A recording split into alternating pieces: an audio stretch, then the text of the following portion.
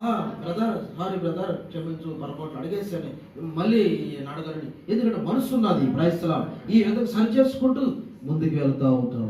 ఏమే ఈ విధంగా యెహోవా వెళ్ళాడు, వేలియే వెళ్ళాడు, ఆనోకు వెళ్ళాడు, యేసు ప్రభుల వారు వెళ్ళారు.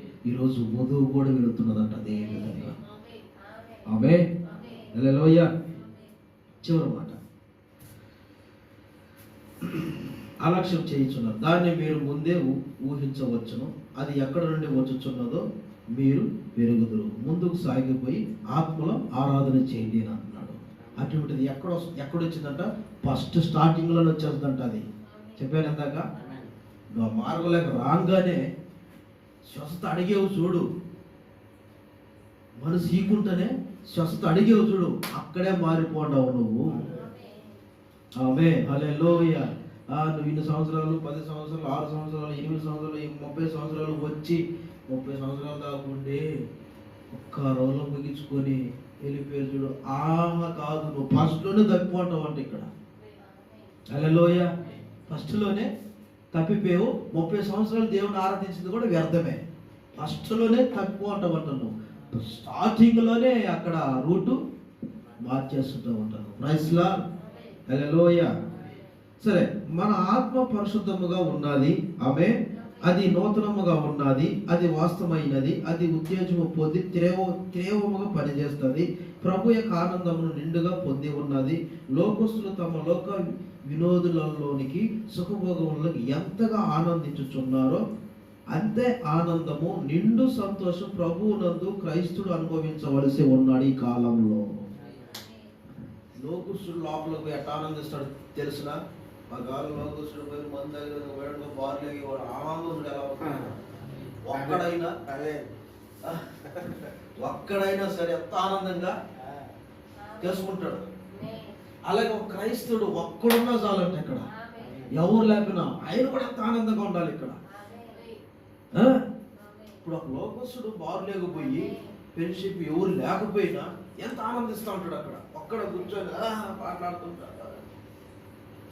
అదే ఒక క్రైస్తవుడు ఆరాధనలోకి వచ్చిన తర్వాత ఎవరు లేకపోయినా సరే ఒక్కడున్నా చాలు, ఆయనతో ఆ ఒక్కడు కూడా చాలా ఆనందం చేయాలంట దేవుణ్ణి. పాస్టర్ గారు ఎవరు చూడొద్దు, దేవుని చూద్దాం మనం.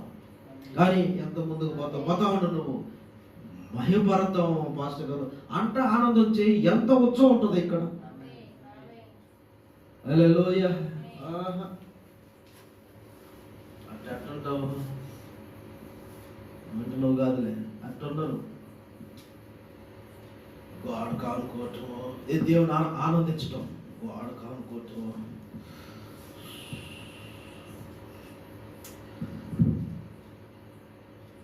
ఈ విధంగా దేవుని ఆనందిస్తే నీకేమొస్తుంది? ఇది ఆనందమేనా? దేవుడు కనుకొచ్చి లోకస్తులు చూడు ఎంత ఆనందంగా ఉంటారు. ఏమైనా హల్లెలూయా. నువ్వు ఆరాధనలోకి వచ్చినప్పుడు నీ తండ్రి కాడికి వచ్చినప్పుడు నువ్వు ఎంత ఆనందంగా ఉండి, ఎంత ఆనందంగా చప్పట్లు కొట్టాలి, ఎంత ఆనందంగా ఆమెను కొట్టాలి, ఎంత ఆనందంగా గంతులు వేయాలి. నువ్వు వెళ్ళినంత వరకు ఇక్కడ గందరగోళంగా ఉండాలన్నమాట. ఆనందం ధ్వని రేగాలంట ఆత్మోషంలో కానీ ఉన్నావంటే నువ్వు. Praise Lord. హల్లెలూయా. అది అక్కడికి వెళ్ళు, ఆటోమేటిక్ వచ్చేస్తాయి మొత్తం బయటికి. అరుపులు కేకలు అంటే దేనికి సంబంధి? ఆల్రెడీ వచ్చింది అక్కడి నుంచే, మరణం నుంచి వచ్చేసావు, తప్పించుకునే దానికి ఇక్కడికి వచ్చావు. Praise lord. కానీ ఇక్కడికి వచ్చి ఆయన ఆనందించాల్సింది పోయి ఈ కాలంలో ఎలా ఉంటున్నారంటే క్రైస్తవులు చాలా అసహ్యంగా ఉంటున్నారు. ప్రియమైన దేవుని సంగమా, ఆమె మన అనేజను చూసి కాదు దాన్ని నేర్చుకోవాల్సింది, క్రైస్తువులు చూసి మనం నేర్చుకోవాలి.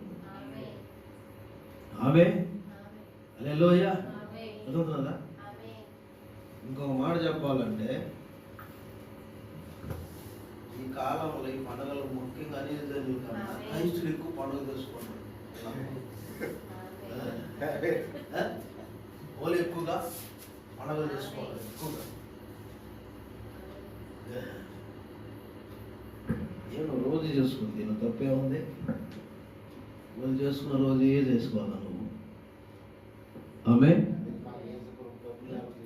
రోజు చేసుకో, రోజు తిను. డబ్బులు ఉన్నప్పుడు నెప్పుడు చేసుకుని తిన్నాం. అందుకే నాకు బాగా ఈయన ఈడు ఈరోజు రైస్లా హల్లెలూయ. దేవుడి యొక్క కృపది. డబ్బులు ఇమ్మంటే రేపిస్తలే అంతా వాయిదా పెట్టుకుంటుంది.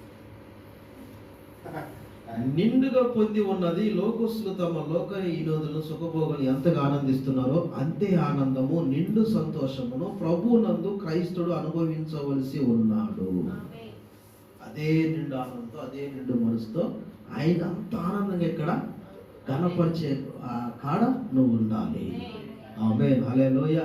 ఆరాధనకు వస్తే ఎట్టుండాలి నువ్వు చర్చిలో? క్రైస్తులా నీ తండ్రి అయిన నీ దేవుడైనా, నేను రక్షించిన వాడైనా, నిన్ను ఉజ్జం మార్చిన వాడైనా, నీ